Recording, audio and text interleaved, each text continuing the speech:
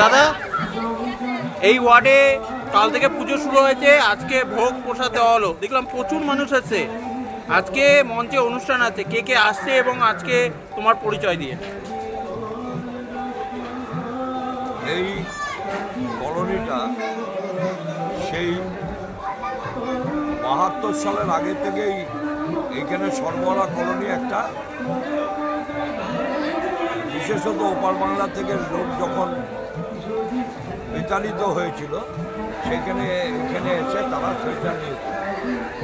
তদানীন্তন বামপন্থী সরকার এদেরকে নানাভাবে প্ররোচনা বা বঞ্চনার মাধ্যমে এদেরকে কোনো স্বীকৃতি দান করে, কিন্তু মমতা ব্যানার্জি সরকার এসে তাদেরকে এইখানে নিঃশর্ত দলিল দিয়েছে। এবং সেই সময় যেহেতু আমরা এইখানকার প্রাক্তন চেয়ারম্যান পাচুগোপাল রায় ছিলেন, তাকে ধরে আমরা এইখানকার লোকদের এই নিঃশর্ত দলিলটা পাইয়ে দিয়েছিলাম এবং আমরা তখন প্রতিশ্রুতি দিয়েছিলাম যে এইখানে একটা মন্দির স্থাপন করা হবে, তারই অঙ্গ হিসাবে এখানে মন্দিরটা স্থাপন হয়েছে। এবং কৌশিকী অমাবস্যায় তার শুভ লগ্নে এটার উদ্বোধন হয়েছে। উদ্বোধনে এসেছিল আমাদের এইখানকার বিশিষ্ট নাগরিক এবং বিধাননগর পৌর নিগমের মেয়র পরিষদ দেবরাজ চক্রবর্তী মহাশয়। উপস্থিত ছিলেন পার্শ্ববর্তী ওয়ার্ডের পৌর প্রতিনিধি সুপর্ণা ঘোষপাল। উপস্থিত ছিলেন ২৪ নম্বর ওয়ার্ডের পৌর প্রতিনিধি কমল মণ্ডল। এছাড়াও আজকে এখানে এসে উপস্থিত হবেন প্রাক্তন চেয়ারম্যান পাচুগোপাল রায় এবং আরও অনেক কাউন্সিলরগণ এখানে উপস্থিত হবেন। সর্বোপরি সকলের ভালোবাসা এবং আন্তরিকতায় মন্দিরটা প্রতিষ্ঠিত হলো। আজকে যেহেতু কালকে কৌশিকী অমাবস্যা, বহু মানুষ উপোস থাকে, তার জন্য কালকে ভোগটা হয়নি।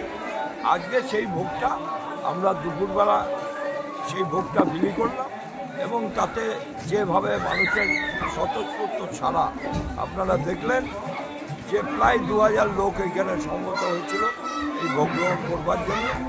এইটাই এই মন্দিরের সার্থকতা এবং মন্দিরকে মানুষ গ্রহণ করেছে তার সার্থকতা। আর বিশেষ করে বলতে হয় বাংলার মাননীয় মুখ্যমন্ত্রী মমতা ব্যানার্জির কথা, যে এতদিন বঞ্চিত থাকার পরে যে মানুষগুলোর পায়ের তলায় মাটি তিনি দিলেন, তার জন্য ওনাকে সর্বোপরি কৃতজ্ঞতা জানাবার ভাষা আমাদের নেই। যে উনি যেভাবে এইসব নিরীহ মানুষদের পেছনে এসে দাঁড়ালেন, তার জন্যে উনি আগামী দিনে আরও পথ এগিয়ে চলুন, এই আশা আমরা করি।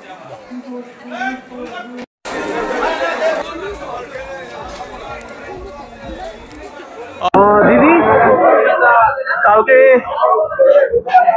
পুজো গেছে, আজকে ভোগ প্রসাদ দিচ্ছ তোমার 25 নম্বর ওয়ার্ডে, 25 নম্বর ওয়ার্ডের পৌর প্রতিনিধি, তো কি বলবে আজকে অনুষ্ঠানটা, কি বলবে? কাল থেকে পুজো শুরু হচ্ছে। কালকে কৌশিকী অমাবস্যা ছিল, একটা বিশেষ দিন।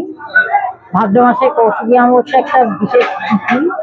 তা আমরা এই ওয়ার্ডের লোকেদের চাহিদা ছিল যে একটা মন্দিরের ওয়ার্ডের মধ্যে এখানকার লোকেদের, মানে আমাদের চিটাগাং কলোনি আর এই সরবরা পল্লী, তা সেই হিসাবে একটা জায়গা পেয়েছি, আমরা একটা মন্দির বানিয়েছি। মন্দির কালকে উদ্বোধন হয়েছে, আমাদের দেবরাজ চক্রবর্তী এসেছিল, আর আমাদের আরো কাউন্সিলররা এসেছিলেন সবাই মিলে। তা আজকে সেই ভোগ বিতরণ, আর সন্ধ্যাবেলায় হচ্ছে আমাদের ভক্তিমূলক গান। এই সকাল থেকে রাত অব্দি আমাদের ভোগ বিতরণ আমাদের পুরো ওয়ার্ড, এমনকি 8 নম্বর ওয়ার্ডও সবাই দেখতেই তো পাচ্ছেন যে কিরম ভিড়, প্রচুর মানুষের সমাগম। 1:30 থেকে চলছে আর রাত অব্দি চলবে। হ্যাঁ হ্যাঁ, এই যে মন্দিরটা এত সুন্দরভাবে সাজানো হয়েছে, দেখি মন্দিরটা অসাধারণ লেগেছে। মায়ের পুজো, এখানে অনেকে তারাপীঠে যেতে হতো, ভিড় করে লম্বা লাইন দিয়ে পুজো দিতে হবে এবং ঘন্টার পর ঘন্টা, সেটা এখন পাড়ায় পাড়ায় হয়েছে। কালকে যেমন অজয়নগরে ছিলাম, আমার 21 নম্বর ওয়ার্ডে দেখলাম ওখানে অনেক ভক্তরা লাইন দিয়ে পুজো দিচ্ছে। আর ওখানে স্থানীয় কাউন্সিলর অজয়নগর প্রাক্তন চেয়ারম্যান ছিলেন উপস্থিত। তো আজকে কি বলবে যে এত মানুষের এই যে সুবিধা হয়েছে, কি বলবে? প্রচুর লোক এসছে, নতুন সবে মন্দিরটা হয়েছে, প্রচুর লোক এসছে, মানে 8 নম্বর থেকেও প্রচুর এসছে, চারিদিক থেকে লোক আসছে, আরো লোকের সমাগম বাড়বে, কারণ নতুন সবে হয়েছে, আরো নতুন সব লোকেরা আসবে।